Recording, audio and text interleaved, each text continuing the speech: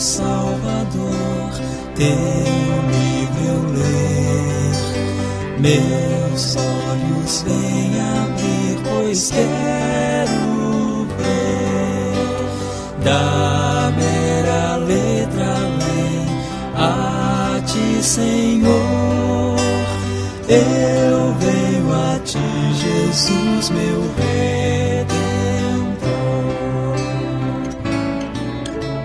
À beira-mar, Jesus, partiste o pão, satisfazendo ali a multidão. Davi do pão és tu, vem, pois assim satisfazer, Senhor, a mim.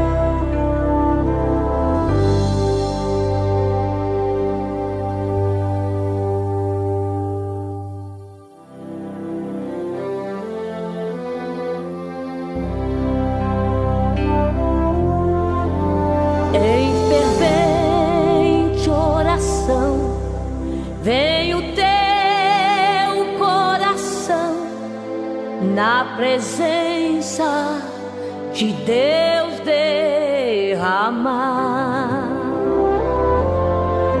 mas só podes fluir o que estás a pedir quando tudo deixares no altar.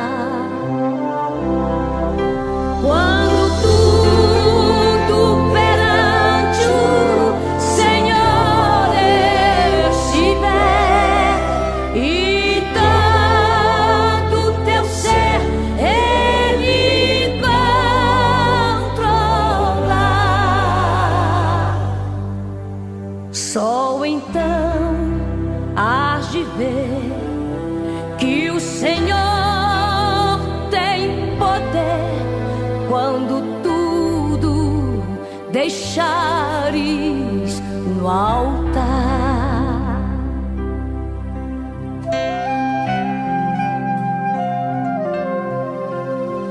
Maravilhas de amor te fará atendendo a oração que aceitar. Bom dia a todos os irmãos que já estão comigo nessa escola bíblica. Deus abençoe aqueles que ainda vão entrar, que vão assistir através dos grupos. Que seja um domingo muito abençoado para todos vocês. Nós vamos orar e depois desta oração eu vou convidar um cantor muito querido nosso, que é Sérgio Lopes. Ele vai falar sobre o amigo, não é? O amigo que eu encontrei, um muito lindo, porque hoje nós vamos estar estudando exatamente como deve o cristão se portar, como será a sua vida neste mundo, né? E é muito importante nós avaliarmos o amigo que nós temos. Alguém disse com muita razão, Jesus é o amigo certo das horas incertas das nossas vidas, aquele companheiro. Eu chego a dizer, como você é meu amigo? Eu digo você porque nós somos amigos mesmo. Ele sempre me ajudou, sempre me socorreu, sempre estendeu as mãos para me ajudar. Até nas provas ele mostra porque ele permite. E com tudo isso a gente vai tendo uma vida abençoada. Eu vou orar e quando eu terminar a oração, nós já vamos estar ouvindo Sérgio Lopes sobre o amigo e depois começamos a nossa escola. Amém? Vamos orar. Pai Celeste, muito obrigado pela noite de paz que nos concedestes. Ó Senhor, também por todos esses pedidos de oração que passaram, pedidos de pessoas carentes que precisam do teu socorro, da tua intervenção, da tua ajuda, Pai, porque tu sabes que sem o Senhor nós não podemos fazer nada. Mas como disse o apóstolo Paulo, posso todas as coisas naquele que me fortalece. Pai, muito obrigado por tudo, pelos trabalhos que estão acontecendo no teu reino. Abençoa agora essa escola, a palavra que vamos ministrar, os louvores que serão ouvidos, sejam todos edificantes para os teus filhos, Pai. Abençoa porque nós somos carentes das tuas bênçãos e das tuas presenças conosco, Pai. Assim eu oro, entrego em tuas mãos e já agradeço, orando também pelas nossas autoridades constituídas, pela tua igreja que tem a missão de ser o sal e a luz da terra. Abençoa a tua igreja, Pai. Muito obrigado por esse privilégio de falar para esse grupo que comigo assiste e os que vão assistir depois. Quero orar e se houver algum pedido de oração, algum clamor, eu já quero entregar nas tuas mãos, pedir o teu socorro, Pai. É a oração que faço com ação de graças, em nome de Jesus, para a glória do Senhor Jesus. Amém e amém. Vamos ouvir Sérgio Lopes.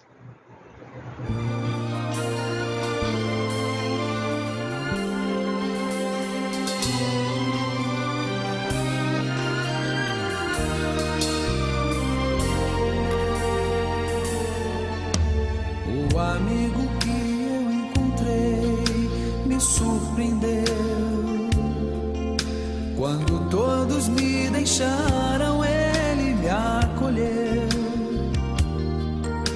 e sarou minhas feridas, das algemas me livrou. Lhe falei do meu dilema e ele me escutou. Lhe falei do meu passado e me perdoou.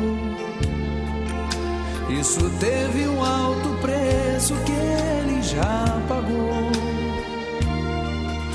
Me mostrou as mãos feridas por amor de muitas vidas, e uma dessas muitas vidas era eu.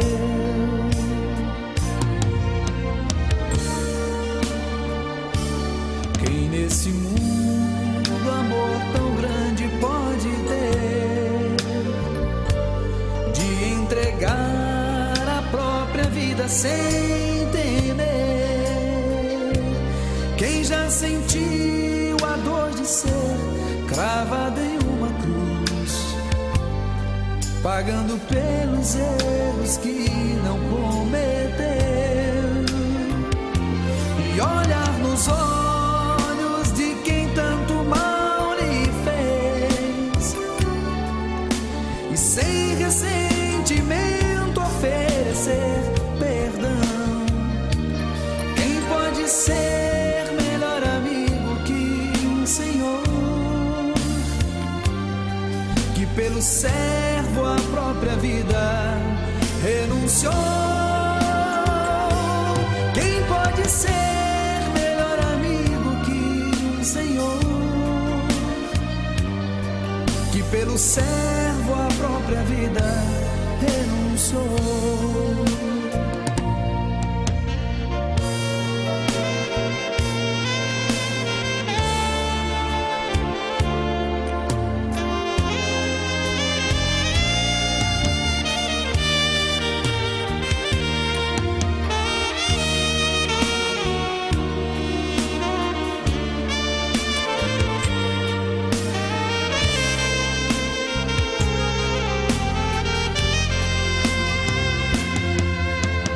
Falei do meu passado e me perdoou. Isso teve um alto preço que ele já pagou. Me mostrou as mãos feridas por amor de muitas vidas, e uma dessas muitas vidas era eu.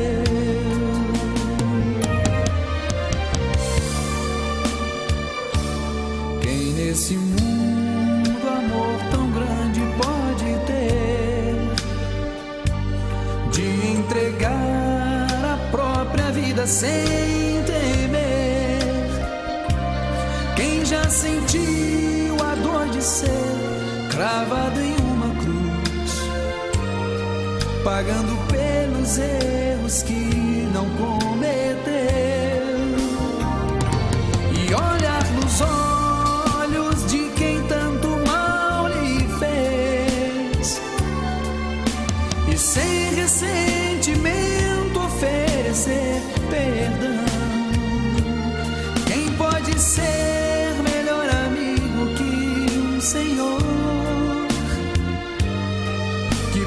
servo a própria vida renunciou.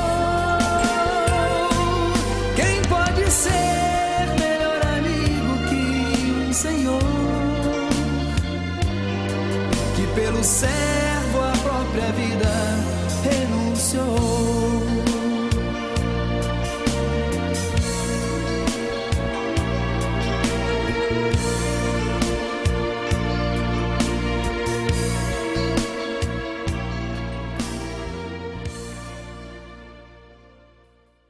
Amém, queridos. Está aí, que louvor maravilhoso, né? O amigo que eu encontrei. Esse hino é muito abençoador, porque ele vem e visita o nosso coração, porque nós, de fato, somos carentes do Senhor. Amém? Vamos abrir as nossas Bíblias, e hoje o nosso tema, nós vamos falar exatamente sobre ética do comportamento cristão. Ética do comportamento cristão. Quero trazer esse assunto para vocês. Eu sei que é um assunto que mexe muito com o nosso dia a dia, porque ética exatamente é aquilo que nós estamos fazendo, como estamos fazendo. Temos um Deus que quer ser o Senhor das nossas vidas e nos ajudar, não é? A termos uma vida no altar, a termos uma vida abençoada. E para o Senhor abençoar, foi o que ele disse ao povo quando tirou do Egito: se vocês ouvirem a minha voz, guardar os meus mandamentos e estatutos, vocês serão abençoados em tudo que fizerem, sua casa, sua família, seu animal, enfim, tudo. Então, a bênção de Deus é condicional à obediência. Nós não podemos querer ser abençoados quando nossa vida está toda, não é, fora da direção de Deus. Quando nós lemos na palavra de Deus assim: lâmpada para os meus pés é a tua palavra e luz para o meu caminho. Isso não é um faz de conta, não. Isso é uma instrução que precisa de ser vista, não é, buscada, porque Jesus mesmo disse: aqueles que ouvem as minhas palavras e as praticam, considerá-los-ei como homem prudente que edificou a sua casa sobre a rocha. O rio, o vento, a tempestade bateram nessa casa e ela não se moveu porque ela estava na rocha. Mas aquele que ouve, não valoriza, nem pratica, é como o homem insensato que edificou a sua casa sobre a areia. Veio o vento, veio a chuva, destruiu tudo, e é o que tem acontecido com muitas vidas. Mas, queridos, vamos abrir a nossa Bíblia em Romanos, no capítulo 12, e nós vamos estar lendo os versículos de número 9 até o 11. Eu disse Romanos 12, 9 a 11. Vamos ler. O amor seja não fingido. Aborrecei o mal, apegai-vos ao bem. Amai-vos cordialmente uns aos outros com amor fraternal, preferindo-vos em honra uns aos outros. Não sejais vagarosos no cuidado, sede fervorosos no espírito, servindo ao Senhor. Está aí até o 11. Agora nós ainda vamos ler a nossa leitura devocional, queridos. Está em Mateus 5, 43 a 48. Vamos lá, abra sua Bíblia aí. Mateus 5, 43 a 48 diz assim: ouviste o que foi dito: amarás o teu próximo e aborrecerás o teu inimigo? Eu, porém, vos digo: amai a vossos inimigos, bendizei os que vos maldizem, fazei bem aos que vos odeiam, orai pelos que vos maltratam e vos perseguem, né? Para que sejais filhos do vosso Pai que está nos céus, porque faz que o seu sol se levante sobre maus e bons, e a chuva desça sobre justos e injustos. Pois se amardes os que vos amam, que galardão tereis? Não fazem os publicanos também o mesmo? Se saudades unicamente os vossos irmãos, que fazeis demais? Não fazem os publicanos também assim? O 48, para encerrar: sede vós, pois, perfeitos, como é perfeito o vosso Pai que está nos céus. Que o nosso texto está aí, não é? E o texto de ouro é 2 versículos, está em Filipenses 1, 9 e 10. Eu quero ler com vocês, que é o chamado texto especial, né? Eu disse Filipenses 1, 9 e 10. 1, 9 e 10 diz assim: e peço isto, que a vossa caridade abunde mais e mais em ciência e em todo conhecimento, para que aproveis as coisas excelentes, para que sejais sinceros e sem escândalo algum até o dia de Cristo. Então estão aí as nossas leituras básicas para o nosso estudo de hoje, não é? E você já sabe que o nosso assunto é esse: ética do comportamento cristão. Como é que nós estamos vivendo? Vamos fazer uma pequena introdução e depois já estaremos entrando no assunto. Antes de analisar a ideia de uma ética ou de uma moral intitulada cristã, se faz necessário analisar algumas recomendações dos apóstolos acerca do bom porte indispensável a quem professa o Evangelho de Cristo. A Bíblia é um livro de instruções para nós, de Gênesis a Apocalipse, há sobretudo instruções para que nós pautemos, para que nós vivamos de acordo com os princípios de Deus. Amém, querido? Continuo. É indispensável frisar que, quando trataram do comportamento dos cristãos, os apóstolos não apontaram a ética e nem a moral humana. Antes, apontaram, antes invocam a boa consciência para fazer recomendações e parâmetros evidenciados são superiores à ética e à moral.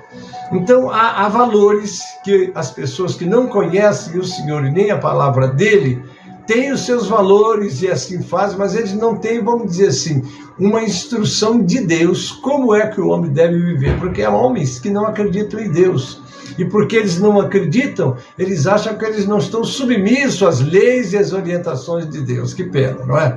Porque o próprio Jesus disse: eu não vim condenar o mundo, eu vim salvar, mas já tem quem os julgue. As palavras que eu vos tenho dito, essa os julgará no último dia. Então, ainda que o homem não se interesse pela Bíblia, nem pelas instruções, ele um dia vai ser julgado por tudo que Jesus deixou para ele na sua palavra. Amém, querido? A sã doutrina deve ser defendida. O apóstolo Paulo recomendou aos cristãos de Filipos que se portassem dignamente conforme o Evangelho de Cristo. Está lá em Filipenses 1, 27. Colossenses 2, 6 a 7, ou seja, que todos estivessem firmados em um só espírito, doutrina, como se fosse uma só alma, que é o ânimo, lutando juntos em defesa da fé, a doutrina do Evangelho. Então essa doutrina, essa instrução, porque pela palavra de Deus nós voltamos para Deus. Ele veio buscar e salvar o que se havia perdido.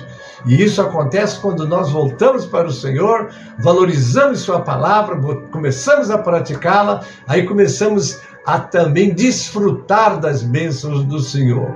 Somente, diz ainda Paulo, deveis portar-vos dignamente conforme o Evangelho de Cristo, para que quer vá e vos veja, quer esteja ausente, ouça acerca de vós, que estáis no mesmo espírito, combatendo juntamente com o mesmo ânimo pela fé do Evangelho. Está lá em Filipenses 1, 27. Paulo, ele estava escrevendo, orientando a igreja, ele estava na prisão por causa do Evangelho, ele estava preso, não é? Mas ele não deixou a igreja sem as instruções necessárias para que ela continuasse avançando, fazendo a obra de Deus.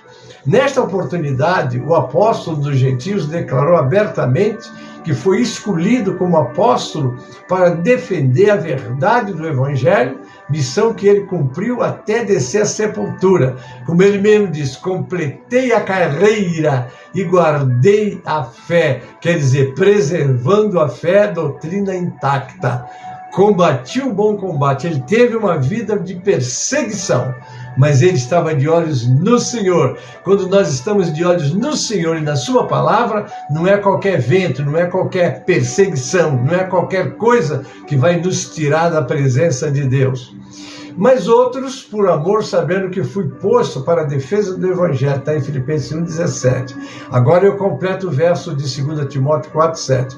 Combati o bom combate, completei a carreira e guardei a fé. Essa é a palavra de Paulo, né? Dizem os estudiosos que foi uma das últimas epístolas que ele escreveu, foi 2 Timóteo, porque ele já estava condenado e também pronto para ser degolado, porque o cidadão romano não podia ser crucificado. Então eles levaram ele o degolar. Mas não degolaram Paulo, não. Foi o corpo que ele hospedava, porque ele foi para a presença do Senhor, está lá. Amém, queridos? Glória a Deus por isso. Então está aqui. O irmão Judas aborda a mesma questão, pois enquanto escrevia acerca da salvação comum a todos os cristãos, viu a necessidade de exortá-los a batalhar pela fé, quer dizer, a doutrina que lhes foi entregue. Judas 1:3. Na qualidade de ministro do Espírito, do Evangelho, o cristão tem o dever de viver conforme o Evangelho de Cristo.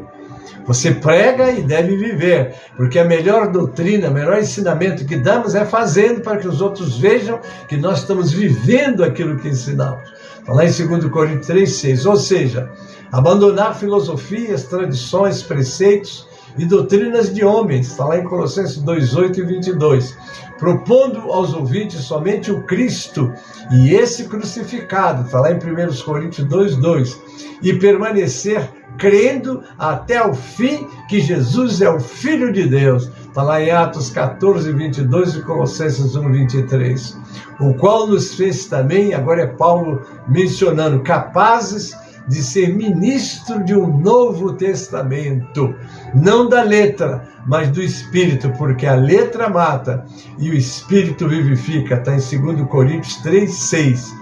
É muito interessante que essa palavra, que a letra mata, eu já vi pessoas dizendo, eu não vou estudar porque a Bíblia diz que a letra mata.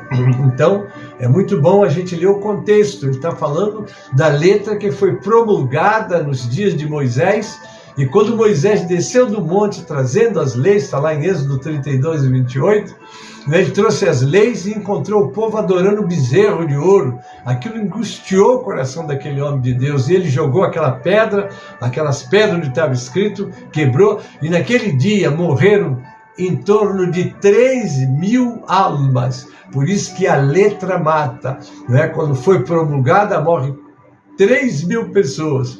Mas quando nós lemos Atos 2:41, quando a graça é anunciada, não é? Está lá em Atos 2:41, são salvas 3.000 almas. A graça salva, a letra mata. Veja, queridos, que coisa interessante nós fazermos essa comparação, não é? Porque a lei anunciava a morte, Jesus anunciou a vida. Eu vim para que vocês tenham vida e vida com abundância. Louvado é o nome do Senhor.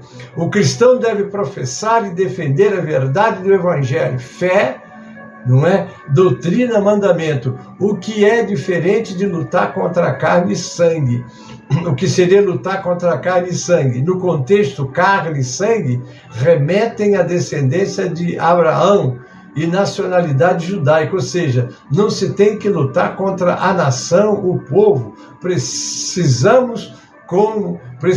Precisamente como os filhos de Israel, revelar seu filho em mim, para que eu, agora é Paulo testemunho, para que eu pregasse entre os gentios, não consultei a carne nem o sangue, está em Gálatas 1:16, quer dizer, não consultou os líderes religiosos, porque todos os ministérios têm os seus líderes, e todo o ministério segue fielmente as instruções do seu líder. Eu não vou dizer que está errado, não é? Porque, claro, toda casa organizada, ela marcha, haja vista os grandes ministérios que têm estado por aí.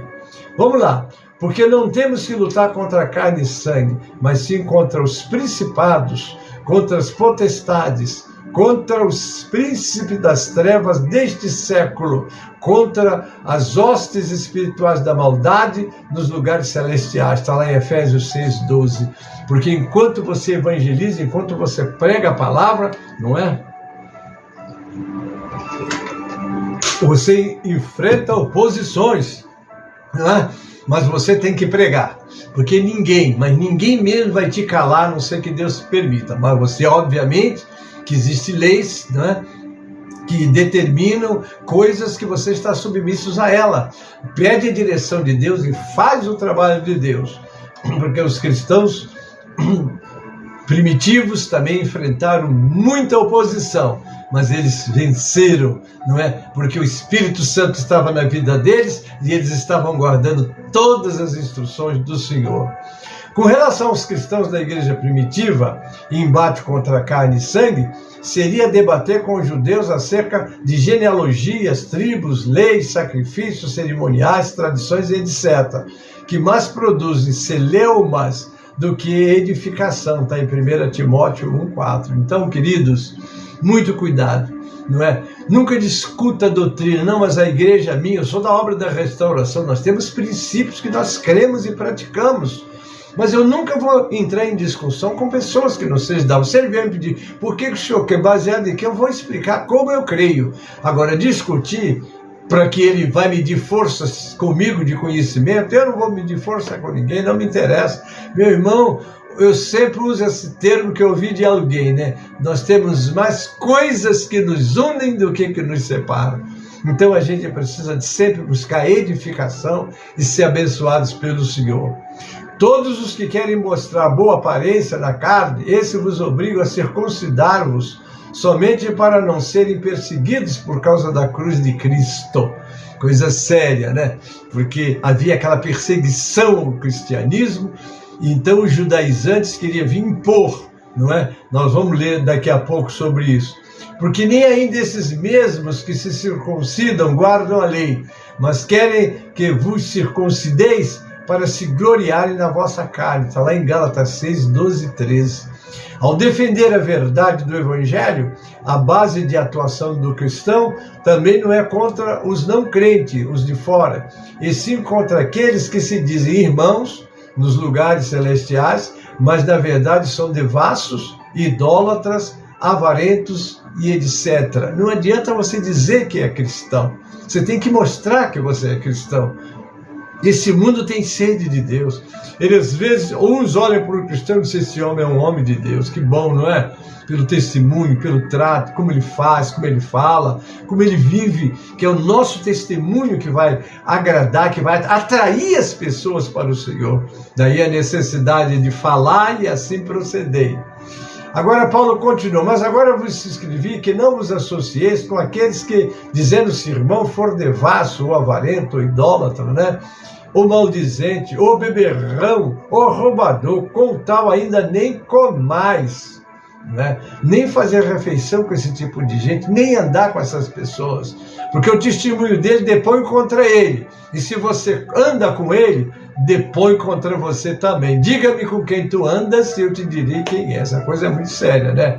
Vale destacar que os comportamentos reprováveis segundo a moral humana, enumerado pelo apóstolo Paulo no verso acima, na verdade são figuras que foram utilizadas pelos profetas para descrever os judeus, e que no Novo Testamento os apóstolos utilizaram as mesmas figuras para descrever a relação dos filhos de Israel com Deus.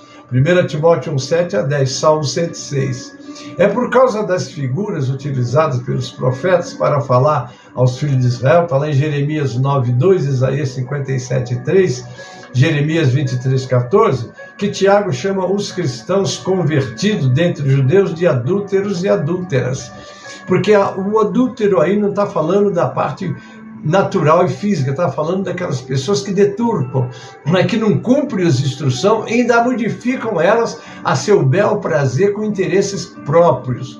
Adúlteros e adúlteras, não sabeis vós que a amizade do mundo é inimizade contra Deus? Portanto, qualquer que quiser ser amigo do mundo, constitui-se inimigo de Deus. Está lá em Tiago 4:4. Isso é um ponto que nós precisamos ficar muito atentos, irmãos. Porque tem crente que está mais preocupado com a moda moderna, com as coisas que todo mundo faz, ele quer fazer também. Lá na casa daqueles que não conhecem a Deus, eles vivem na escuridão do conhecimento das coisas de Deus. Mas aqueles que conhecem a Deus, eles vivem na luz do conhecimento das coisas de Deus. Daí a necessidade de nós sermos vigilantes como estamos, amém? Através desses 2 versos, temos que nos focar em 2 coisas. Vamos lá. 1. Não é dado aos cristãos lutarem contra carne e sangue, ou seja, não compete aos seguidores de Cristo querer mudar as práticas e os costumes judaicos. Esse é o primeiro. Vamos ao segundo. Os cristãos estão assentados nas regiões celestiais em Cristo. Ele está sentado lá, você está com ele. Está em Efésios 1:13, Efésios 2:6. E a defesa da fé se dá em meio aos cristãos, regiões celestiais, e não em relação aos não cristãos, como está em Efésios 6:12. Estes, citando esses que não dão um bom testemunho, estes são manchas em vossas festas de amor, banqueteando-se convosco e apacentando-se a si mesmos, sem temor, são nuvens sem água, levadas pelo vento de uma para outra parte, são como árvores murchas, infrutíferas, 2 vezes mortas e desarraigadas. Está lá em Judas, não é? Versículo 12. Por que é importante destacar essa verdade?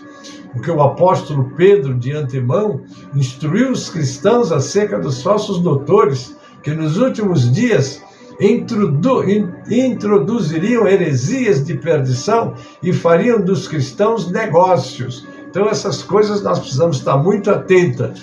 Eu sempre cito e repito, você deve examinar nas Escrituras o que está sendo ensinado para ver se há base nas Escrituras para esses ensinamentos. Temos que ser bereanos. Eles examinavam nas Escrituras todos os dias para ver se o que os apóstolos estavam ensinando tinha base nas Escrituras. E também houve entre o povo falsos profetas, como entre vós haverá também falsos doutores, que introduzirão encobertamente heresias de perdição e negarão o Senhor que os resgatou, trazendo sobre si mesmos repentina perdição. Há muitas pessoas hoje que estão querendo interpretar e adaptar a Bíblia à condição normal. Querem chamar a Bíblia de um livro de inclusão. A Bíblia não é um livro de inclusão, a Bíblia é um livro de libertação. Conhecereis a verdade e a verdade vos libertará. É o verso do capítulo João, peraí, agora o capítulo, mas está em João, deixa eu ver aqui, estamos numa escola, deixa eu dar o endereço certo, né? Está no livro de João, o capítulo surgiu da minha mente, mas deixa eu ver. 8:32. Conhecereis a verdade e a verdade vos libertará. Então nem inclusão não, ela é sim de libertação, libertará. E o Jesus entra exatamente onde a palavra dele está sendo observada. E o verso 36, se o Filho vos libertar, verdadeiramente sereis livres. Você não nasceu nos vícios, os vícios te tomaram pelo mundo que nós estamos vivendo, que jaz no maligno, não é isso? Então, está aí. E muitos seguirão as suas dissoluções, pelos quais serão blasfemados o caminho da verdade. E por avareza farão de vós negócio com palavras fingidas, sobre os quais já de largo tempo não será tardia a sentença, e a sua perdição não dormita. Está lá em 2 Pedro 2:1-3. Qual a artimanha dos falsos doutores? Sorrateiramente apresentar uma doutrina em substituição ao evangelho genuíno. Mas eu tenho aqui uma revelação. Meu irmão, a revelação é para você, não é para o povo, não. A revelação para o povo está aqui, ó. Nada acrescenteis e nada tireis dessa palavra, porque o cano, quando a Bíblia foi canonizada, ali não foi homens que fizeram, o Espírito Santo iluminou, instruiu, e assim a palavra de Deus está nas nossas mãos, tá certo? Dentre esses doutores temos os anticristo, aqueles que abertamente negam que Jesus é o Cristo, o Filho de Deus bendito. E B, os falsos profetas, aqueles que sorrateiramente negam a eficácia do Evangelho ao impor várias práticas aos cristãos sob o argumento de que através delas é possível ao homem se salvar. Não há outro nome dado entre os homens que possamos ser salvos. Está lá em Atos 4:12. Jesus Cristo é esse nome. Então, alguns, aqui eu vou citar o texto de Atos 15, né? Que foi aquela reunião para tirar aquelas lutas e dificuldades que estavam tendo, se vão praticar a lei de Moisés ou não, etc. Está aqui em Atos. Alguns que tinham descido da Judéia ensinavam assim: os irmãos, se não vos circuncidardes conforme o uso de Moisés, não podeis salvar-vos. Aqui foi preciso os apóstolos entrar e esclarecer que nada tinha a ver circuncisão com salvação. Circuncisão foi nos dias da lei, foi nos dias de Abraão, foi uma forma que Deus encontrou, não é? E determinou para os seus filhos. Mas agora nós estamos debaixo da graça. Está lá em João 1,17. A lei foi dada por Moisés. A graça e a verdade vieram por Jesus Cristo. Nesta lição você conhecerá os passos para chegar à excelência da vida cristã, sem murmurações nem contendas. Agora nós já vamos entrar na reflexão da aula propriamente, porque eu estava fazendo uma introdução. Amém, queridos? Vamos lá. A ética cristã é o conjunto de princípios e valores morais baseados nos textos bíblicos. Tem por objetivo guiar os fiéis na busca pela santidade, isto é, da perfeição moral, que só seria possível através da graça divina e do esforço humano. Precisa de Deus, mas você tem que se esforçar. Não é porque Deus te deu o livre-arbítrio. Às vezes o camarada quer pecar. Aconteceu com Davi. Davi, aquele homem segundo o coração de Deus, que estava fazendo a direção, de repente escorregou, trouxe consequências maléficas para a vida dele, como outros e como muitos tem acontecido também. Paulo começa a seção ética da sua carta aos Romanos com a excelência do culto racional. Você vai sentar na tua igreja, naquele culto presencial, para adorar o Senhor. Não esqueça que o Senhor está ali, mas diz que Ele está à procura de adoradores, que o adorem em espírito e em verdade. Você está ali, se você não tiver em espírito e em verdade, estiver mais ocupado em ver o defeito de um, o defeito de outro, você está perdendo o seu tempo. Entra na casa de Deus, como disse lá, está escrito, guarda o teu pé quando entrares na casa de Deus, inclina-te mais a ouvir do que oferecer um sacrifício de tolo. Daí o culto racional e da diversidade dos dons espirituais que devem estar a serviço da igreja. E eu digo que os dons, visão, revelação, cura, enfim, isso tudo o Espírito de Deus. Obviamente que tem que haver sabedoria nos instrumentos de Deus. Você não pode cortar o pastor que está pregando ou parar um louvor para profetizar, não tem sentido isso. Deus habita no meio dos louvores. Um dia a mocidade estava cantando na igreja de São Miguel Paulista, a glória de Deus estava na igreja, o irmão começou a falar o inteiro, veio profetizar. O Paulo olhou para mim e disse: não para não, continua louvando. Porque o espírito do profeta é sujeito ao profeta. Você recebeu uma mensagem? Deixa o momento e entrega. Às vezes você recebe a mensagem para o Antônio, vai lá no ouvido dele, só Deus está mandando te falar baixinho. Fala só com ele. Você vai entregar uma mensagem para o Antônio para todo mundo ouvir. Deus te chamou e disse para você que ia falar para o Antônio. Eu estou dando um nome como referência, não é? Nós temos que ser sábios também no uso dos dons espirituais. Eles são um ornamento para a igreja. Eu tenho visto Deus salvar almas através de visões. Mostra uma visão, daí um bocadinho a pessoal. Eu batizei 2 pessoas, não é? Que Deus mostrou através da visão que estava chamando elas. Então você precisa ter sabedoria. Não pode uma coisa ocupar a outra. Se está havendo louvor, adoração, não interrompa, não, de jeito nenhum. Há vasos que às vezes chamam mais atenção para ele do que para Deus. Porque ele sai parando tudo, louvor e tudo. Está errado, queridos, está errado. Uma vez eu estava no coral da igreja ensaiando com os irmãos, nós tínhamos lá um bom grupo de ensaiandos, né, irmãos ensaiando para louvar. Naquele momento veio a inspiração de Deus no meu coração e disse: eu me alimento dos louvores. Você está louvando, Deus está recebendo o teu louvor, não é? Como é que alguém vai interpor e vai parar? De jeito nenhum. Precisamos ensinar o nosso povo como ser usados, não podemos interromper. Espanta, porque às vezes o pastor está pregando, o camarada quer que o pastor pare porque não é hora dele falar. O pastor é o profeta oficial de Deus da igreja. Não é que está ali entregando a palavra, você não pode interrompê-lo. Eu digo até mais, na hora da pregação, ninguém deve sair da igreja. Tem pessoas que começam a pregação, começam a sair para beber água, para conversar lá fora. Isso está errado, isso é falta de reverência, isso é falta de temor, isso não agrada a Deus. porque nós estamos ali adorando o Senhor que está presente para nos abençoar, não é? Mas tem pessoas que acham que ela faz o que ela quer, sai dali, vai doutrinar ou vai discipular. Meu irmão, eu sou contra até na hora do louvor você ler a Bíblia. Nós estamos louvando, vamos louvar junto. Na hora de ler a Bíblia, você está cantando baixinho, de jeito nenhum. Vamos ser unânimes naquilo que fazemos. Ó, quão bom e quão suave é que os irmãos vivam em união. É hora de ler a Bíblia? Eu digo até, o pastor está lendo a Bíblia, alguém quer entrar, espere ele terminar de ler. Não entra não, porque a hora que... tem irmãos que entram no meio do culto, no meio da pregação, quer abraçar, quer falar, blá, blá, blá. Nada disso, meu irmão. Entrou no culto, já começou, pode dar um adeuzinho, depois abraça, mas não interrompa a adoração a Deus. É uma coisa muito séria isso. Então precisamos de saber usar os dons de Deus. Entre os dons espirituais e os degraus do comportamento cristão, exatamente no começo de Romanos 12:9, ele coloca a pedra angular da ética cristã, o amor. Não é o amor que é realmente o princípio governante da vida cristã.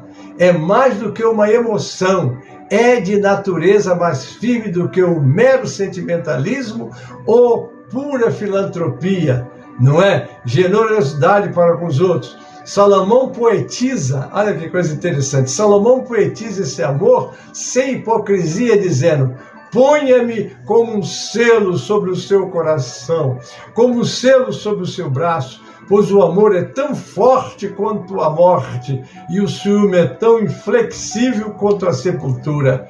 Aqui ele está poetizando sobre o amor, né? Suas brasas são fogo ardente, são labaredas do Senhor. Nem muitas águas conseguem apagar o amor, e os rios não conseguem levá-lo na correnteza. Se alguém oferecesse todas as riquezas da sua casa para adquirir o amor, seria totalmente desprezado. Está lá em Cantares de Salomão, capítulo 8, 6 e 7.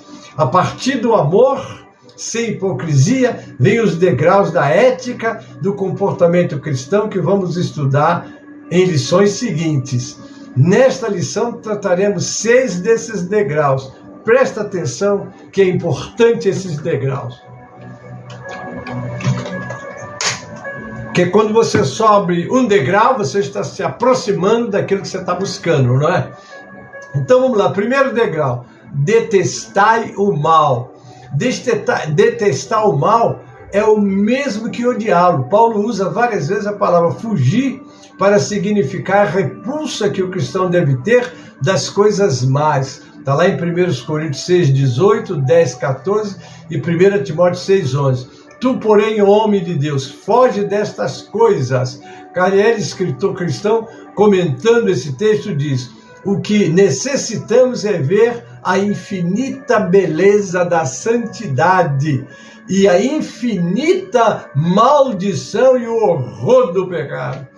Ame a santidade, se aproxima de Deus. Você não vai se aproximar de Deus no pecado. Está lá em Isaías 59, Deus. O que faz divisão entre vós e o vosso Deus, os vossos pecados. Fugir dele, lute. Às vezes você é apanhado, mas vai para o joelho e não fica parado, não fica conformado. Não, pelo contrário, corre.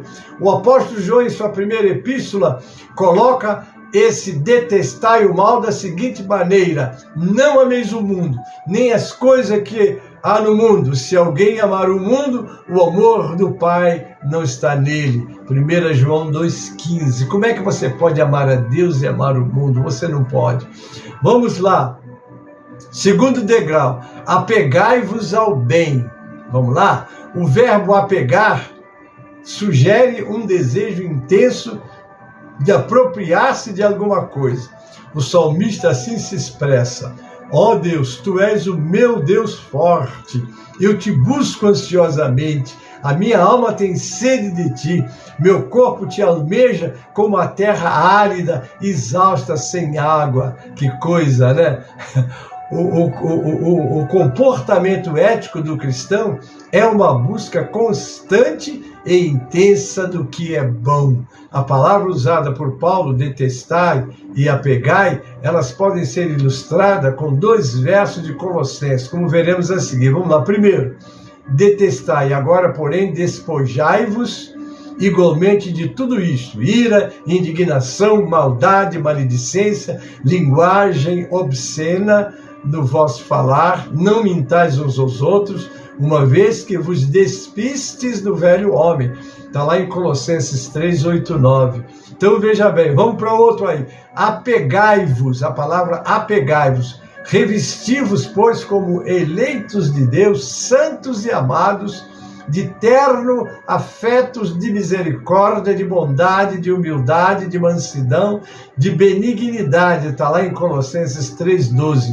Tudo isso nada mais é do que empurrar para longe de nós o mal e abraçar de corpo e alma o que é bom e o que edifica. Amém, queridos?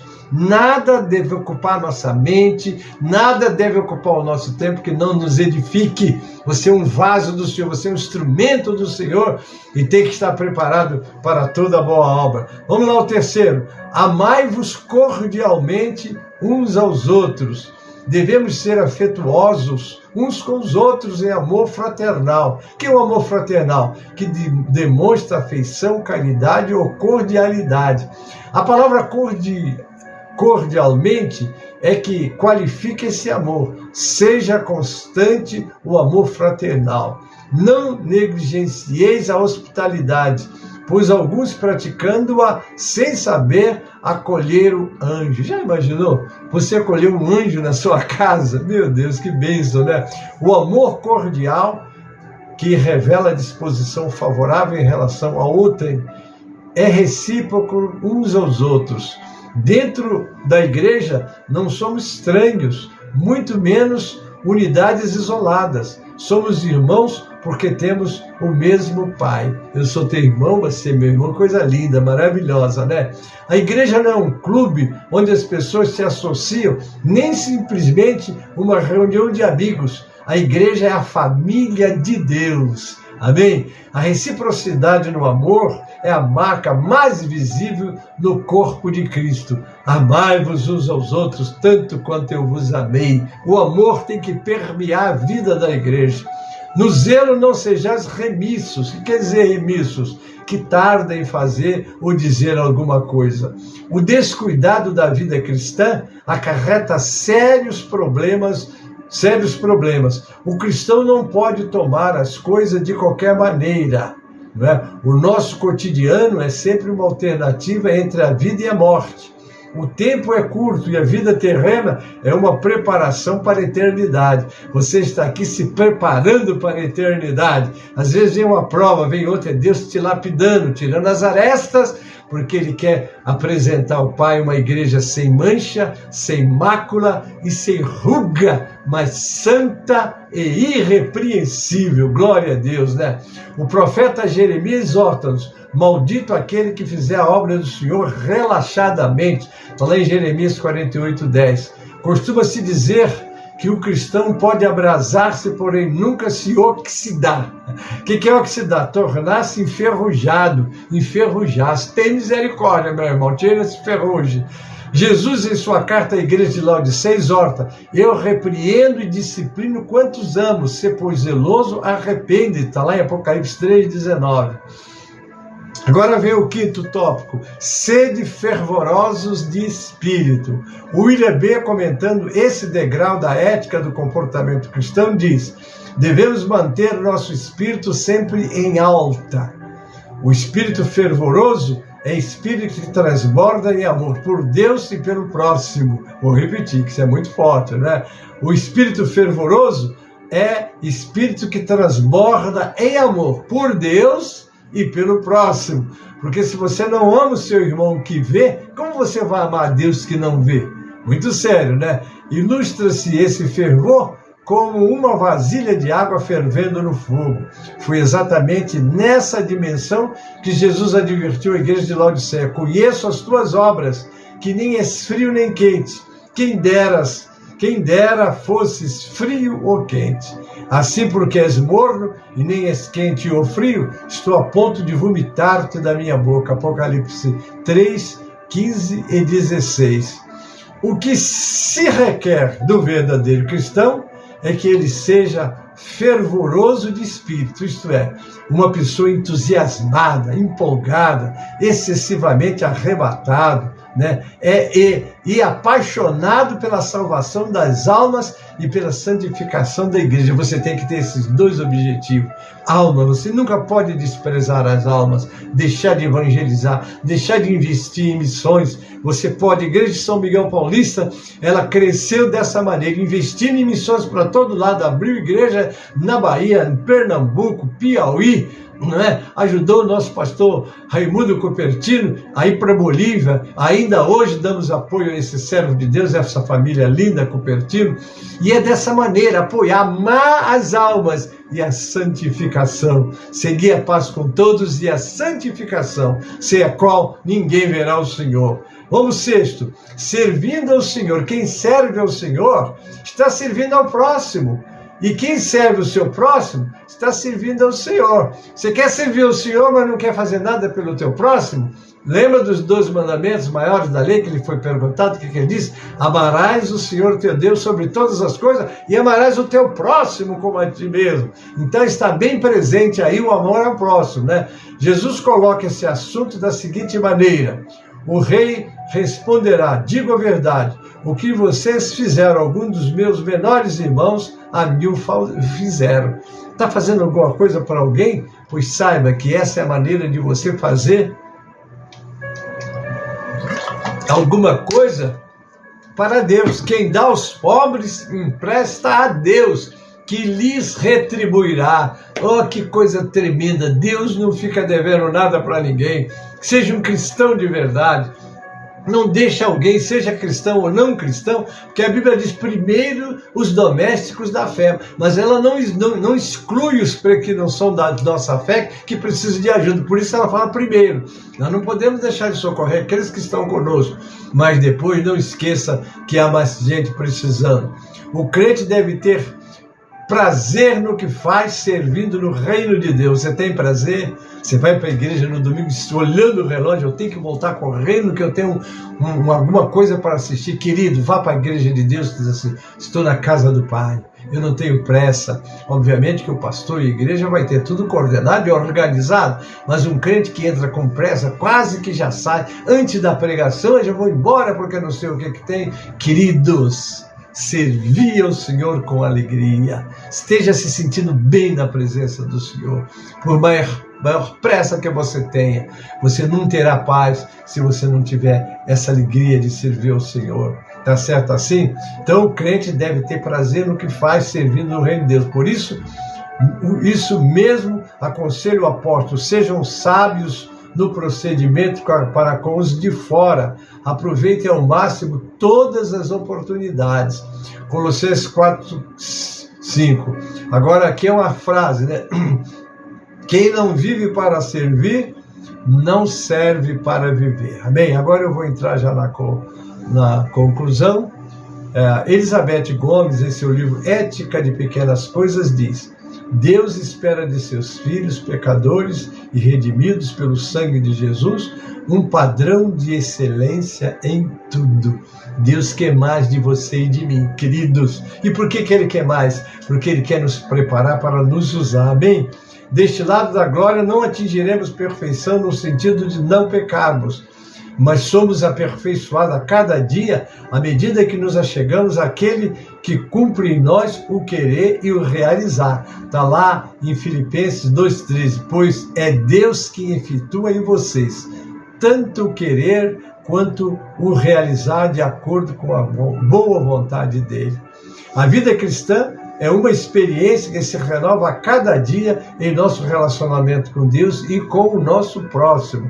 Não esqueça isso, né, querido? Na carta aos Romanos, Paulo diz: portanto, fomos sepultados com ele na morte por meio do batismo, a fim de que, assim como Cristo foi ressuscitado dos mortos mediante a glória do Pai, também nós vivamos uma vida nova. Você está em Cristo, 2 Coríntios 5:17. Se alguém está em Cristo, nova criatura é. As coisas velhas passaram e tudo se fez novo.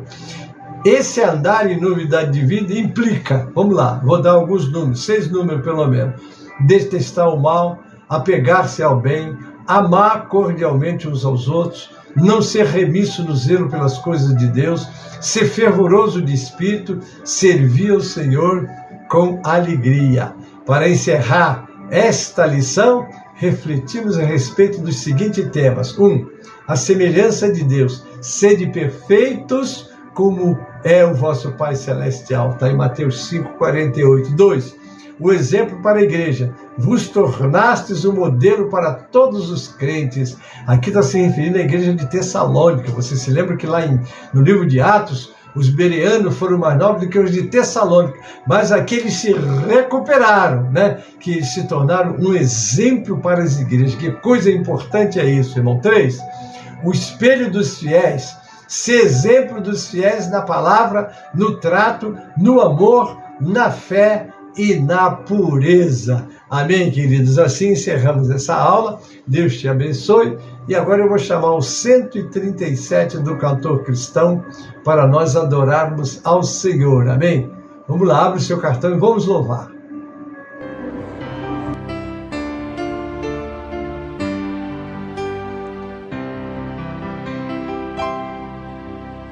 Enquanto, ó Salvador, teu livro eu ler, meus olhos vêm abrir, pois quero ver da mera letra além a ti, Senhor. Eu venho a ti, Jesus, meu Redentor. À beira-mar, Jesus, partiste o pão, satisfazendo ali a multidão. Davi do pão és tu, vem, pois assim satisfazer, Senhor, a mim, a mim. Amém. Glória a Deus. Quero conhecer agora os aniversariantes da semana. Você fez aniversário esta semana? Parabéns. Nossa Escola Bíblica está te parabenizando e vamos estudar de presente o versículo do aniversariante. Salmo 90, 12. Ensina-nos a contar os nossos dias de tal maneira que alcancemos corações sábios. Querido, seja assim. Valorize cada dia, agradeça por cada acontecimento, até na aprovação diga, Jesus está mandando a prova, Ele não vai me deixar sozinho. Amém, queridos? Louvado é o nome do Senhor. Nós vamos orar para encerrar. Quero lembrar que ao meio-dia nós temos o clamor do meio-dia, às 18 horas. Nós temos também o clamor das 18 horas com as nossas irmãs, mas hoje nós temos o nosso culto dirigido pela União Feminina, na nossa sede, a partir das 18 horas. Amém, querido? Deus vos abençoe, Deus vos guarde. Não perca a nossa escola presencial às 16 horas. Estão lá os nossos professores com a aula. Amém? Louvado seja o nome do Senhor. Vamos orar e eu já me despeço de você em nome de Jesus. Pai Celeste, obrigado por esses momentos que passamos meditando na Tua Palavra. Abençoa Teus filhos que me acompanharam nessa escola, aqueles que vão acompanhar através dos grupos, eu entrego nas Tuas mãos. Abençoe todos eles, Pai. Abençoe também o clamor do meio-dia, o clamor das 18 horas, os cultos presenciais, eu entrego nas Tuas mãos. Agora eu oro pelos aniversariantes. Multiplique os seus anos de vida na Tua presença e abençoe grandemente todos eles. Eu oro assim, Pai, com ação de graças, em nome de Jesus, para a glória do Senhor Jesus. Amém e amém. A graça do Senhor Jesus e o amor de Deus, o nosso Pai, a comunhão e as consolações do Espírito Santo seja convosco, amados, e com todo o povo de Deus que está na terra. Amém e amém.